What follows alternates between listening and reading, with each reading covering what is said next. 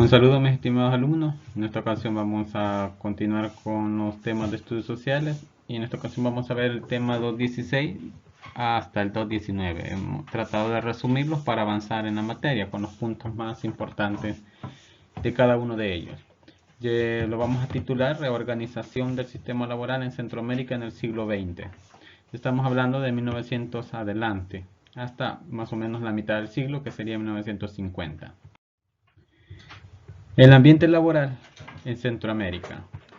Como hemos venido viendo, en Centroamérica se adoptó un modelo agroexportador, entonces la mayoría de los trabajos estaban dedicados al cultivo, a la siembra y recolección de productos agrarios del campo.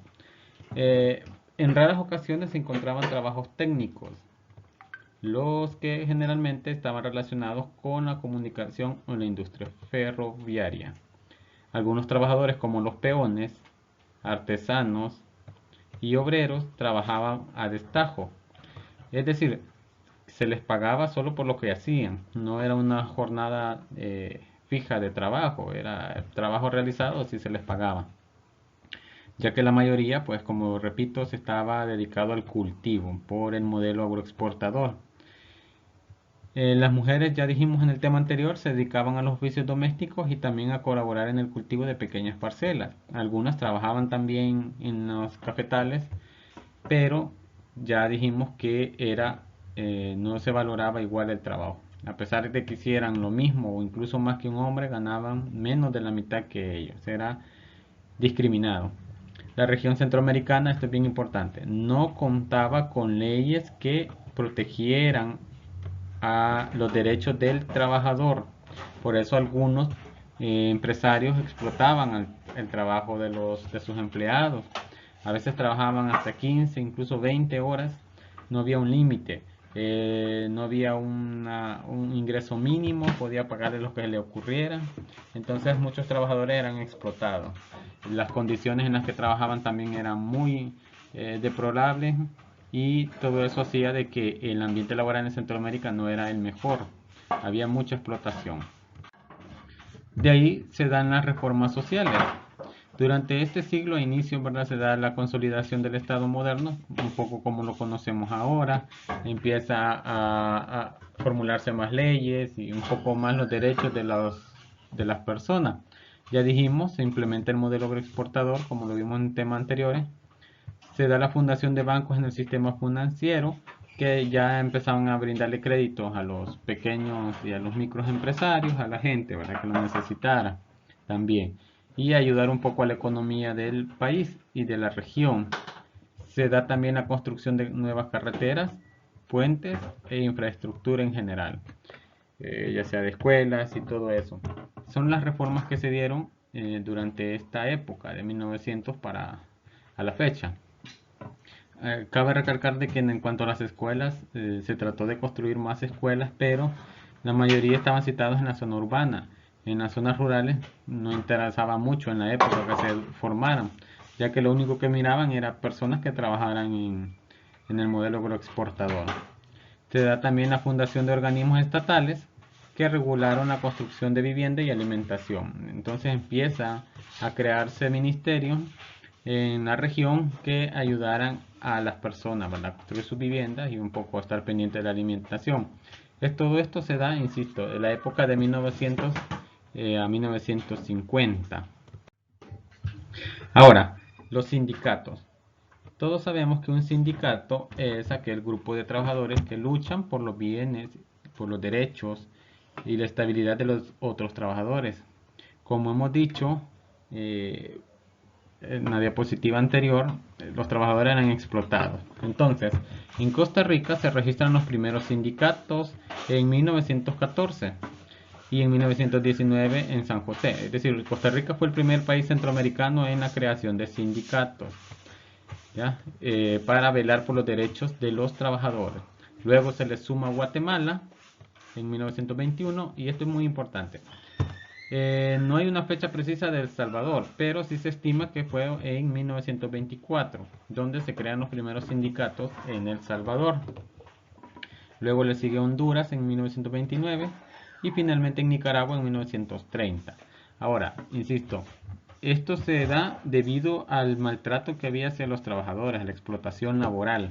Entonces, un sindicato es un grupo de trabajadores que se reúnen para velar ante el patrono por los derechos de los trabajadores. Ahora, ¿qué conquistas hubieron por parte de los sindicatos y los movimientos civiles?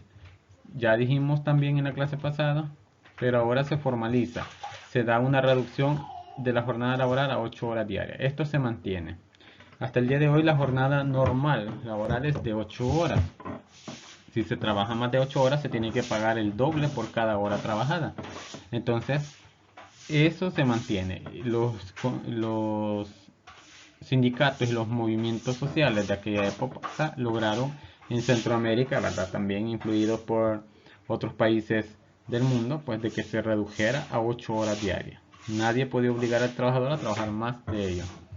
Se da la creación de leyes de protección a los empleados. Ya no era fácil decir que el patrono le dijera al empleado, mira, te vas y ya. Empezaron a crearse contratos de trabajo y todo eso. Se pagan las vacaciones, el descanso semanal, sobre todo el domingo, que es por ley el día del descanso, ¿verdad? Entonces, antes el patrono podía tener 7 días a la semana trabajando al empleado sin vacaciones, sin nada. También se da el pago de horas extras, que esto sucede cuando se exceden las 8 horas. Y se paga el triple o más cuando se trabaja en un día de descanso. Se da también el derecho a la asociación y a la reunión por parte de los trabajadores en un sindicato. Antes era prohibido que los trabajadores se reunieran para organizarse, ahora es totalmente legal. Y todo esto se alcanzó a principios del siglo XX. También se dan los movimientos laborales rurales, así como hubieron movimientos en las grandes empresas, en las ciudades, que se llaman movimientos de obreros, y los sindicatos también en la zona rural se dan movimiento. En 1930 el movimiento obrero estuvo vinculado a las ideas comunistas. Vamos a ver, la parte del campo se vio influenciada por este sistema económico que es el comunismo, donde pregona de que no debe haber propiedad privada, ni debe de haber ricos ni pobres. Entonces, todas estas ideas que estaban influenciadas en todo el mundo, pues igual influenció a los movimientos rurales, donde había más pobreza.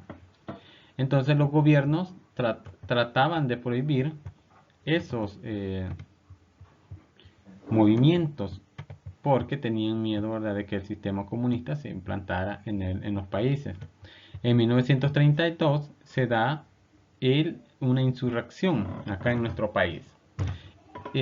Los campesinos se levantan y protestan, ¿verdad?, contra los grandes hacendados que tenían grandes haciendas, y el presidente en ese entonces, Maximiliano Hernández, pues manda asesinar a todos aquellos que se habían levantado.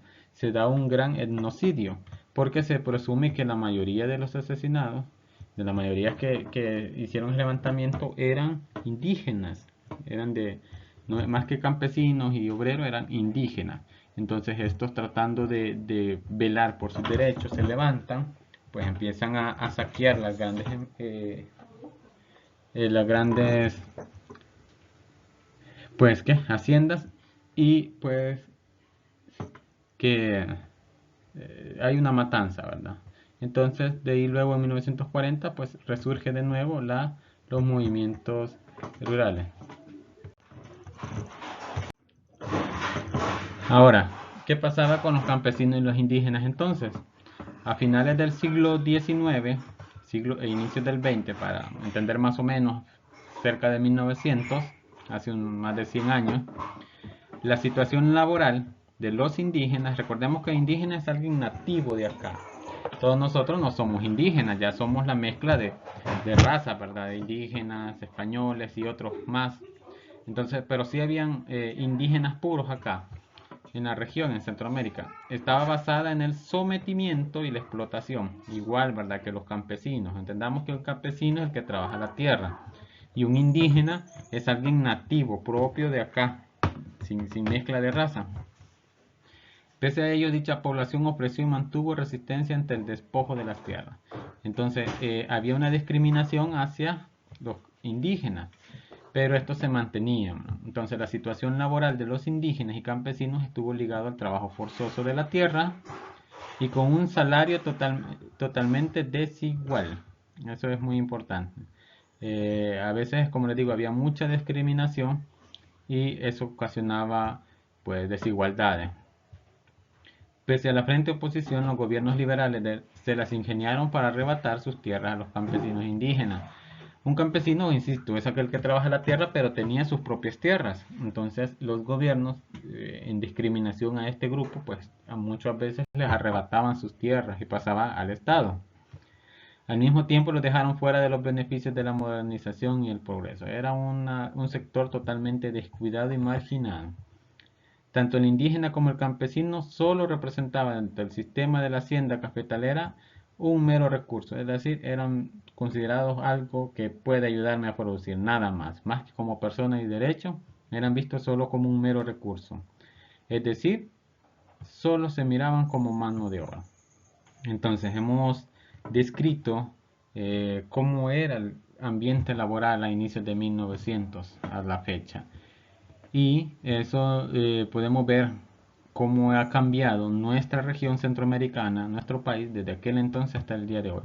Ahora hay más derechos, hay más deberes también de los patronos, hay más igualdad entre hombres y mujeres y todo eso. Pero ha sido un proceso largo para llegar a lo que ahora tenemos en materia laboral.